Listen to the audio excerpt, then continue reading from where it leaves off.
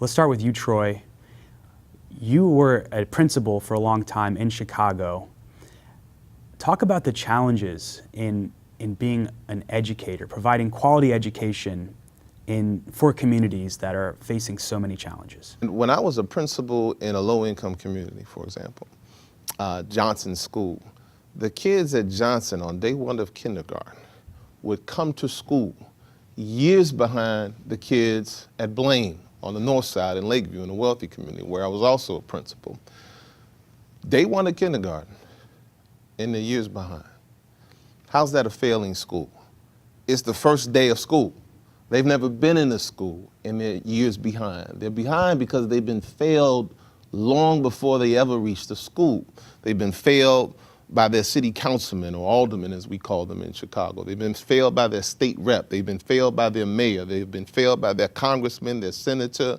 They've been failed by the business community that didn't create the jobs for their parents to have access to adequate income to provide them with access to things that would stimulate their cognitive development. They're failed by the fact that if you live in Lincoln Park, a wealthy community in Chicago, you have a 0% chance of being exposed to lead paint. But if you live in Austin, a black community, you have a 1 in 4 chance of being exposed to lead paint and then having those cognitive difficulties that come with that exposure.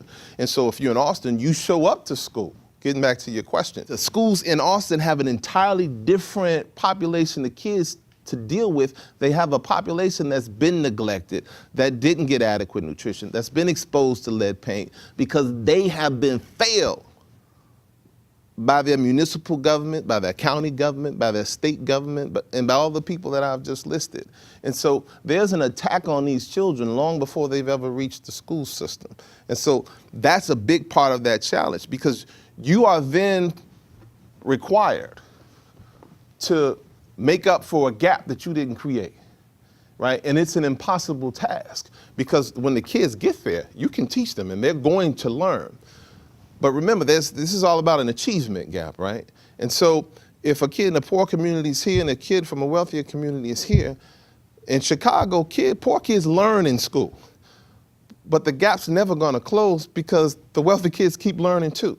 Right? You're not going to close the gap until you deal with that gap where it starts. And that gap starts from birth to 5, where that gap is created. Am I making sense here?